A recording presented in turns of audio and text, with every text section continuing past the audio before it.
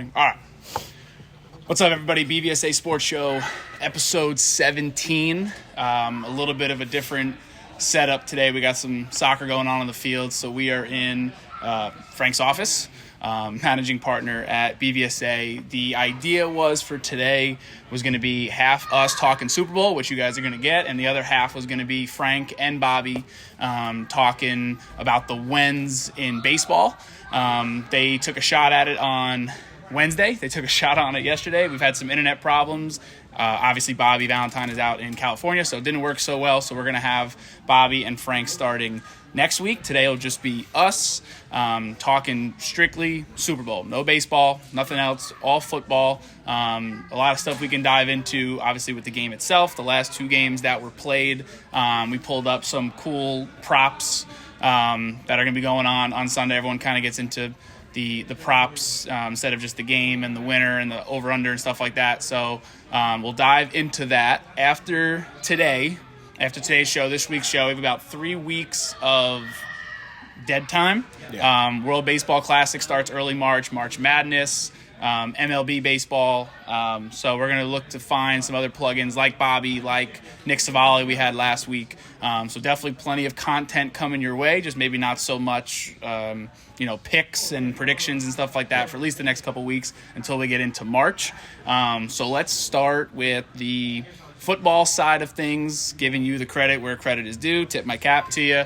I thought it was just from a couple weeks ago you were spot on with the Eagles and the Chiefs. You said it during the championship round 2 weeks ago. You said it definitely pre-playoffs. You're saying you're going back all the way from Thanksgiving. You made this prediction. Yeah, this was like episode 5, I think. This was like week before Thanksgiving. We were just doing like our Super Bowl picks just to kind of have an idea, like what do you think's going to happen, blah, blah, blah, with where we're at. And yeah, my original prediction was Chiefs-Eagles, and I had the Chiefs taking it all. So I'm pretty happy with I don't think I've ever predicted it like that. Now, obviously, like they were like the two best teams, but that was just early on. So I don't know. Pretty happy with myself about that. Yeah. Regardless of the timeline of it, like the idea of betting chalk or betting the favorites, when it works, you come out looking like a genius. And guys like me that were trying to find value and find something a little bit different in Cincinnati and San Fran. And the two championship games were fine in my opinion. Obviously, Brock Purdy goes down. Tried throwing with a torn or a nerve damage to his UCL. Yeah, needs Tommy John. Josh Johnson comes in, fourth quarterback. I don't care how good that roster is, top to bottom. They were going to have a tough time moving the ball. Christian McCaffrey even made a throw or two, I think. Yeah. So obviously that game was a wash. And then the second game, which I think was going to be the more exciting of the two, a lot less scoring than we thought. Yeah. And in my opinion, and a lot of people agree, a little bit of some sketchy officiating. Yeah, this year has been kind of all over the place with officiating, and then it's funny you say that because, like, I think it was this past week, Goodell was like, yeah, we think this is, like, the best year we've had, or the officiating's great right now. The best like, ever been. Have a complaint, yeah.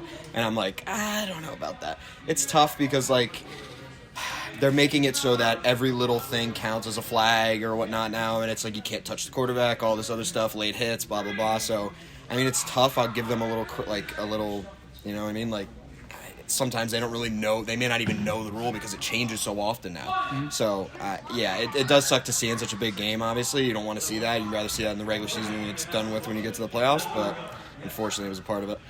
Yeah, it happens across all sports, right? For football, people say you can argue there's holding on every play. Like, they've really wanted to call it or find it. You can. Mm-hmm. I know in hockey that they tend to call less penalties in the playoffs, like let the guys play, let them figure it out. And to an extent, football, I like to believe, does the same thing. The biggest problem is, like you said, they don't know what to call or to what extent. Like these roughing the passer calls are crazy. Yeah. So Joe Burrow goes down, no call. Patrick Mahomes goes down, he gets the call. Mm-hmm. The biggest thing for me, the only officiating one, the biggest play that sticks out for me is the redo third down.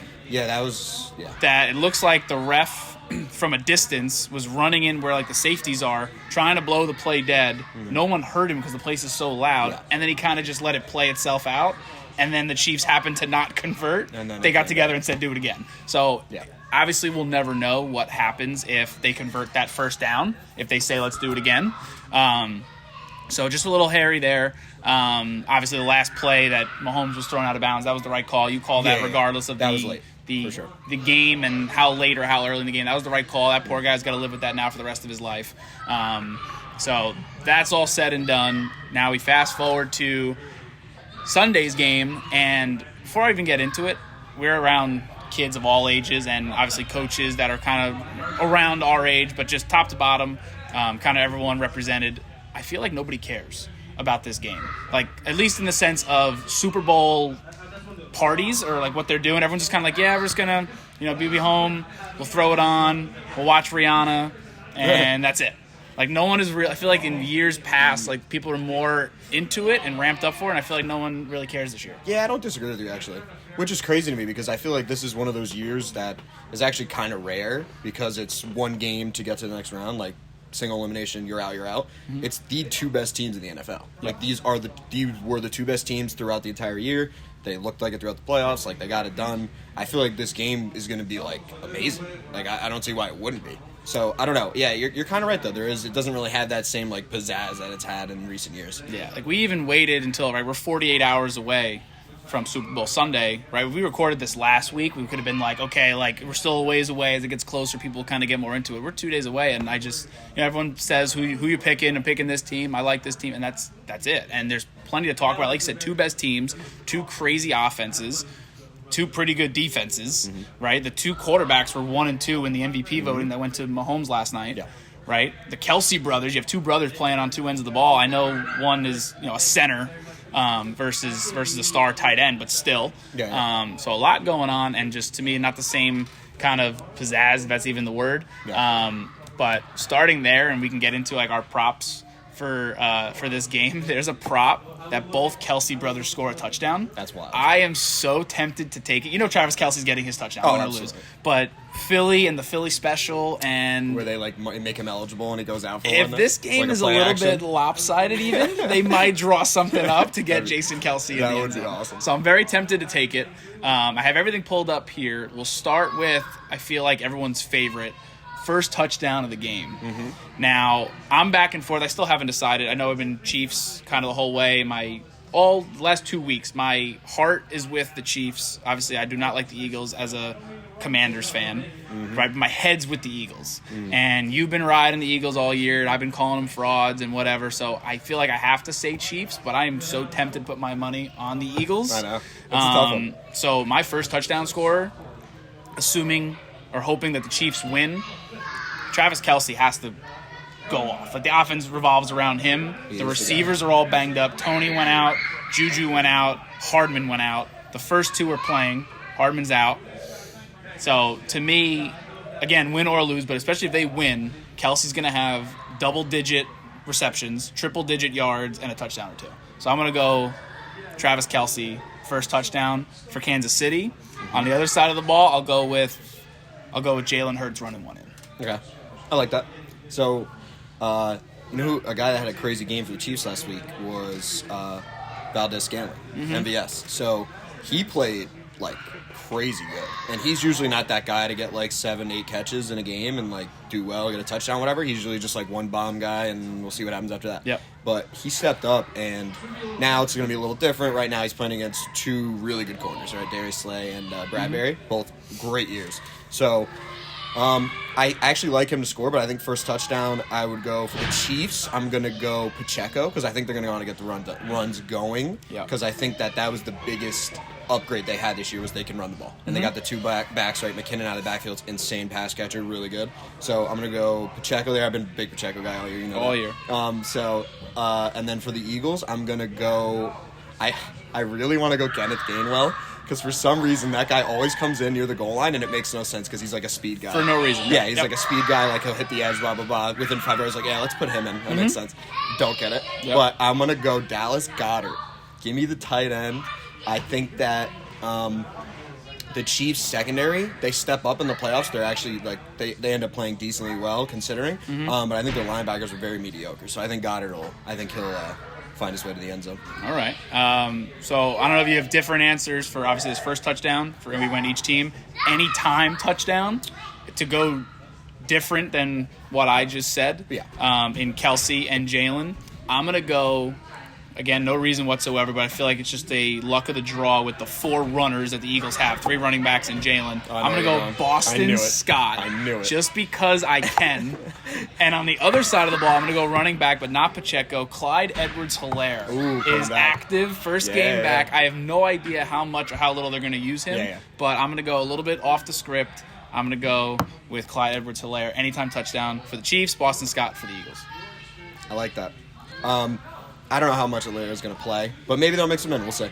For the Chiefs, I'm going to go Patrick Mahomes running one in.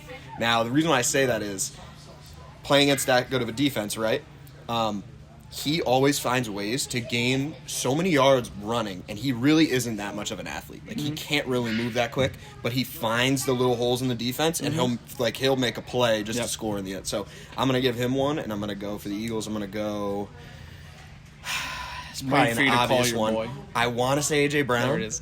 But I'm going to go Devontae Smith. Because I think he's just been the guy. Like, they've been trying to shut down A.J. Brown, and like he's been limited these past few games. I'm going to stick with Devontae. He's hot, and dude's a beast. I love Devontae Smith, so that's what I'm going to go with. So these next 2, we can go team and team, or we can just go 1 for the game. I got most receiving yards and most rushing yards. Okay. I'm going to go rushing, and you kind of stole my thunder a little bit, but that dude, Kenneth Gainwell. He's actually really good. For no reason, right? I've had Sanders touchdowns. I've had Sanders yards. I've had Jalen's yards. I had Christian McCaffrey. I forget what week it was. I think it was the divisional round. Christian McCaffrey, most rushing yards in the week, and Kenneth Gainwell gets 114 against the Giants. Yeah. So most rushing yards in the game, I'm going to go Kenneth Gainwell. I like that. And if I'm going to go one on each side, I'll go Gainwell and I'll go Pacheco. I just think Kansas City has an opportunity to really run the football.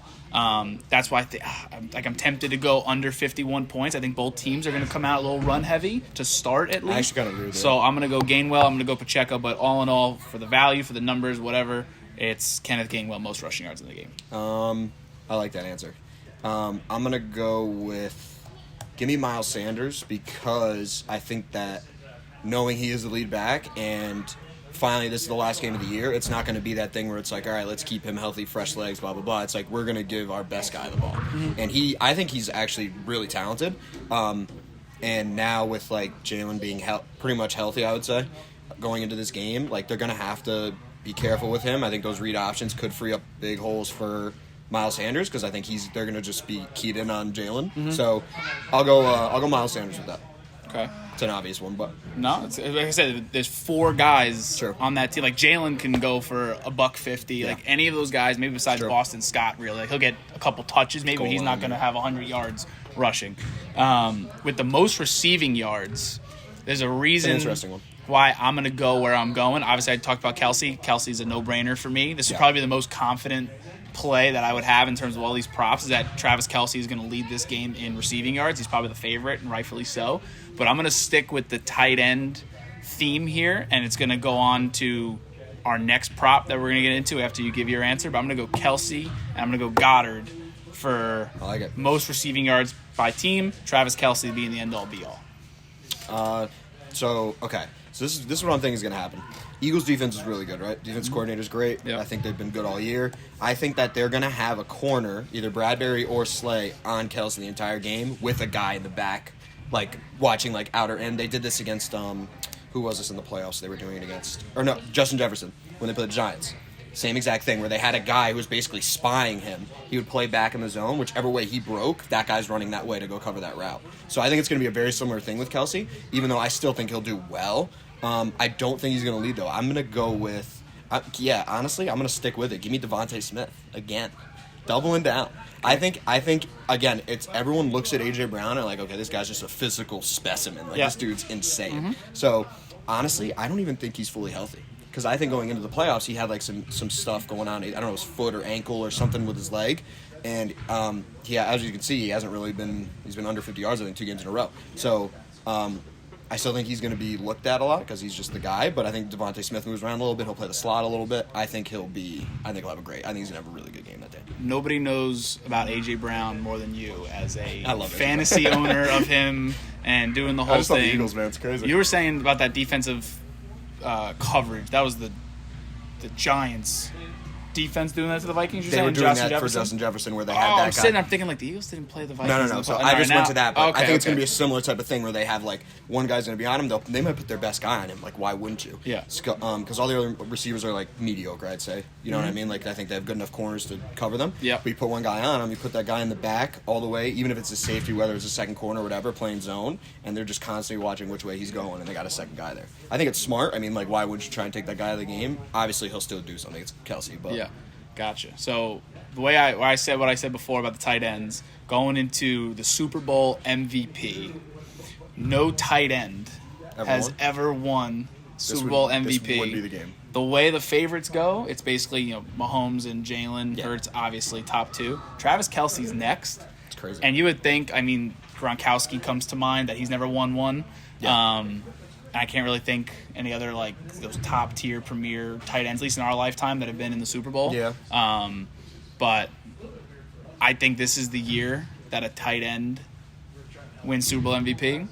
Obviously, cool. Travis Kelce more likely than Dallas Goedert, but I'll just stick with a tight end. You can actually choose which position is going to win MVP, and obviously quarterback is number one. I like that. So across the board there, the idea of a tight end position, I'm going to go Travis Kelce is going to win the MVP, which is tough only because that essentially locks me in that the Chiefs are going to win the Super Bowl, because I think one time, of all people, shout out Bobby Rosen, of all people last night, Bobby Rosen proved me wrong. I said no Super Bowl MVP ever lost the Super Bowl.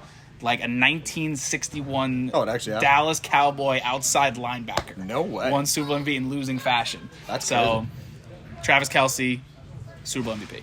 So I think that is pretty crazy to hear that, but I think it's different now, because I think a lot of the times it's like the story, like how they got there, blah blah blah. I feel like they throw all that stuff in. It may not even be who you think should be the MVP sometimes.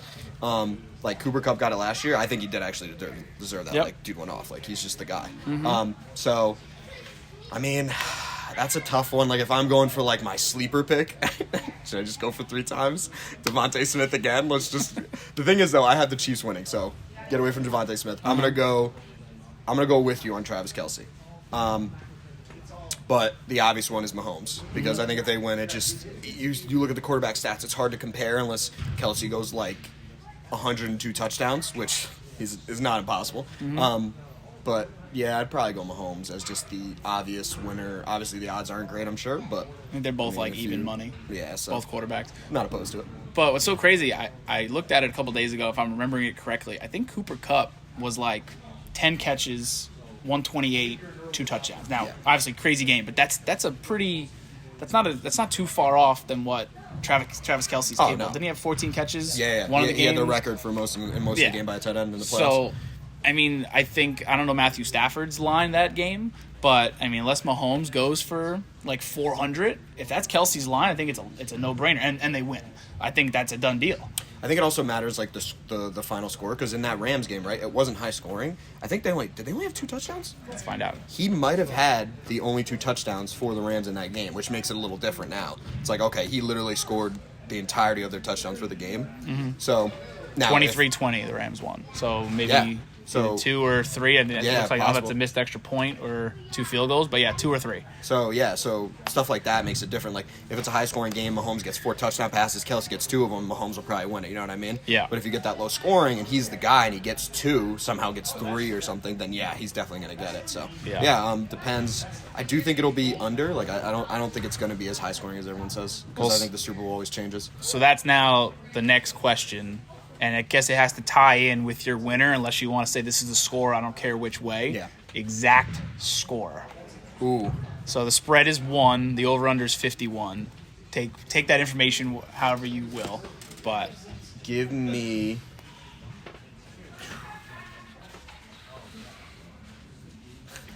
the push, 27-24. Is that 51? That's 51. That's No, it's also... 52. No, it's not. 27-24. Still 51.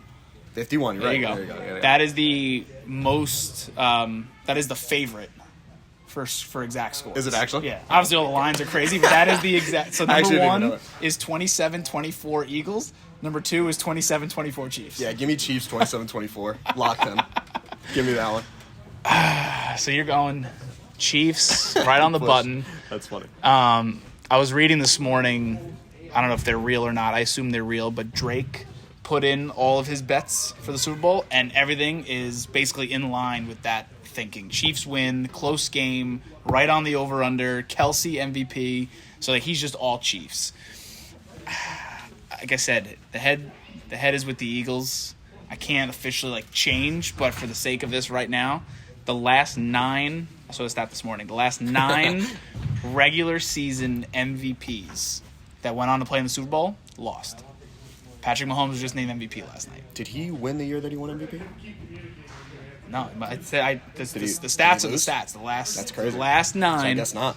regular season MVPs That's crazy. went to the Super Bowl and lost.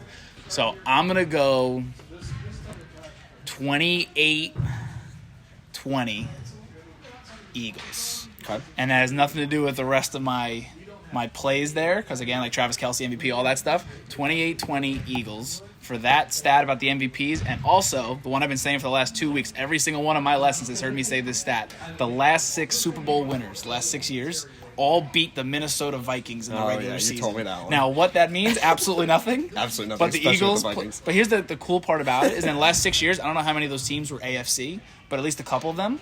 They play that division. They play the Vikings once every 4 years. So the fact that it aligned every year that they beat the Vikings, so it means something to me. So 28-20 is my exact score. Eagles, for those 2 stats alone, that's what we're gonna go with. Gotcha. But again, we're hard rooting for the Chiefs. It'd be pretty cool being here on this side of it, not liking the city of Philadelphia, and they have 2 teams sent to the finals, right? The Phillies World Series, and now the Eagles Super Bowl. Go over 2. That'd be pretty nice. So with that kind of wraps it up for us. Enjoy Sunday, enjoy the game, enjoy Rihanna. I guess I feel like half of the audience is just kind of watching for. Absolutely. Next week, like I said, it'll be the win with Bobby V and Frank. And then coming up, we got some World Baseball Classic, March Madness. We got Matt into hockey now, big Islanders fan all of a sudden. Islanders. So a lot to dive into, and we'll see you guys next week.